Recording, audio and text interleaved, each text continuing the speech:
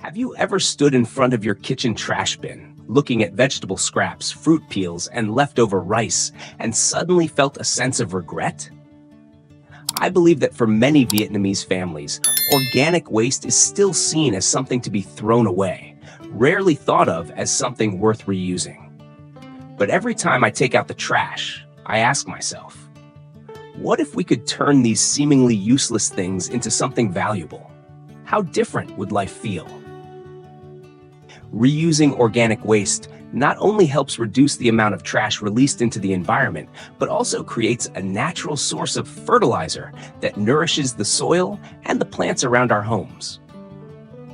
It's a meaningful way of living, one that protects the environment while bringing value back to ourselves and our community. When it comes to handling organic waste at home, I'm sure many of us have faced plenty of challenges. The unpleasant smells rising from the trash bin, tiny flies buzzing around the kitchen, or that helpless feeling when we see how much food waste gets thrown away every single day. These are very real concerns. I remember a friend once telling me that he forgot to close the trash lid one evening, and by the next morning, the entire kitchen was filled with a terrible smell and insects. Moments like that make us stop and ask, are we wasting a valuable resource that nature has given us? Maybe it's time to rethink our old habits and reflect on how we treat organic waste in our daily lives. When people talk about traditional composting, many of us have heard about compost activators like microbial starters, biological additives, or products advertised to speed up decomposition. But have you ever stood in front of a store shelf, unsure which one to choose, wondering whether it actually works or is just good marketing? A friend of mine once shared that every time he bought a new activator to try, the results were inconsistent. Sometimes it worked, sometimes nothing seemed to change. These products aren't cheap either, especially if you have to use them regularly. What bothers many people most is the dependence on outside products, making what should be a simple composting process feel complicated and expensive. Have you ever felt that way? I'd like to tell you about a close friend of mine who was once very passionate about composting at home.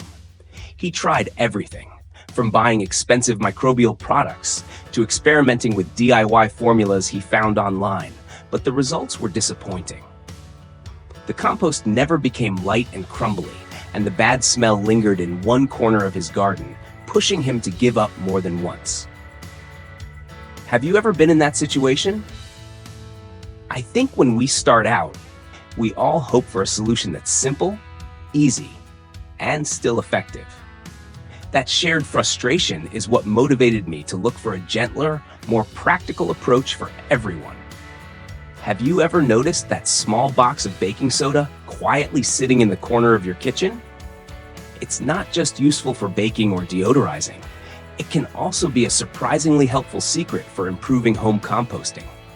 Baking soda, thanks to its chemical property of increasing pH and creating a slightly alkaline environment, has been noted by environmental experts for its positive effects on microbial activity.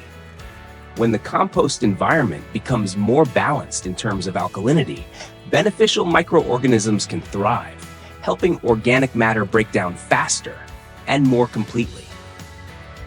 Many people may never have imagined that such a familiar household ingredient could play a role in regenerating soil and protecting the environment right in their own kitchen.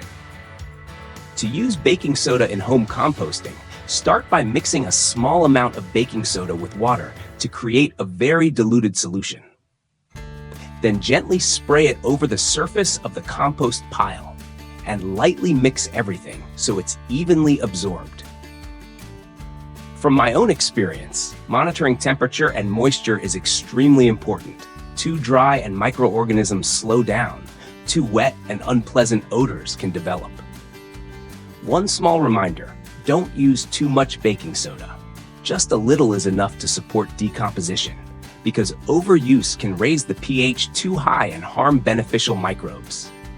Take it step by step, Observe the changes and adjust based on your household's actual conditions. Let's take a closer look at how baking soda affects the breakdown of organic matter. When you add a small amount of baking soda to your compost, it creates a mildly alkaline environment that helps certain beneficial microorganisms work more actively, speeding up decomposition. But imagine this: if we add too much baking soda, the environment becomes overly alkaline.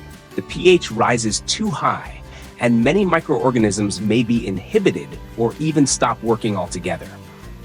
This not only slows down decomposition, but can also disrupt the small ecosystem inside your compost pile. That's why the key here is moderation, being careful and always observing small changes to keep everything in balance. I'd like to share some real stories from people who've tried using baking soda in their home composting. Some say that before, every time they opened the trash bin, the whole family would cringe at the smell. But after adding a bit of baking soda, the air felt noticeably fresher. A friend of mine said that his finished compost became lighter and more crumbly, perfect for plants, without needing to buy expensive activators. He even saved a decent amount of money each month. Have you experienced similar problems? Would you like to try this method today and feel the positive change for yourself? From a more expert perspective, using baking soda in composting offers a fresh and science-based approach. Simple studies on microorganisms show that a mildly alkaline environment created by baking soda can stimulate certain groups of microbes, especially those that break down organic matter quickly. This explains why baking soda can replace traditional activators while still delivering good results. Just imagine, by using a small amount of baking soda, a process that once felt slow and frustrating can become more efficient, saving time and effort. Still, like any method, it requires observation and adjustment to avoid disrupting the balance of beneficial microbes in your compost. When you start using baking soda for composting at home, the most important thing is to observe and listen to your compost pile. Don't rush. Pay attention to temperature, moisture, and color. If the compost is crumbly and no longer smells harsh, that's a good sign. Adjusting the amount of baking soda takes a gentle touch. Use just enough and avoid overdoing it. If decomposition seems slow or something feels off, try reducing the baking soda or turning the pile to improve airflow. Every experiment teaches you more about nature, and patience and observation will help you confidently turn kitchen waste into rich nutrients for your small garden. Choosing to compost with baking soda isn't just about reusing kitchen waste. It's also about reducing the amount of trash sent into the environment every day. Have you ever wondered where your trash goes after you throw it away, and what impact it leaves behind? Home composting transforms what seems useless into nutrient-rich organic fertilizer that feeds plants and greens up your garden.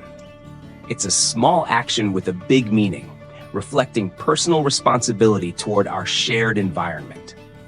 Each of us can contribute to protecting the planet, starting with simple habits right in our own kitchens.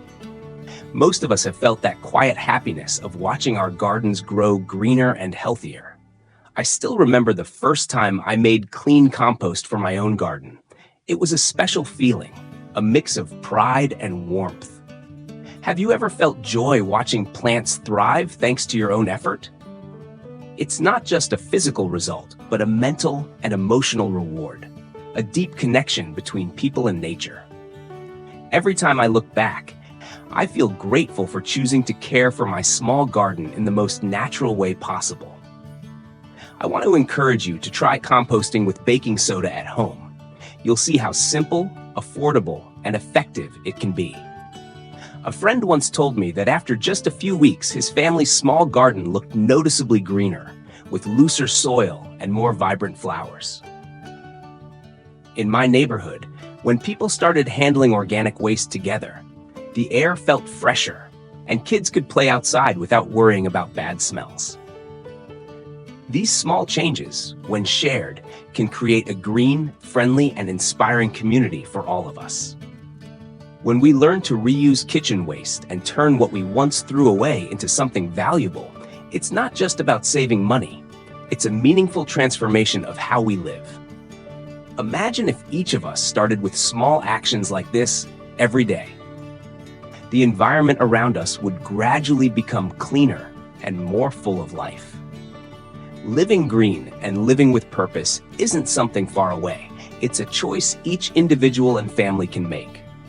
And when that inspiration spreads, we're not only protecting the earth, but also planting seeds of happiness for ourselves and future generations.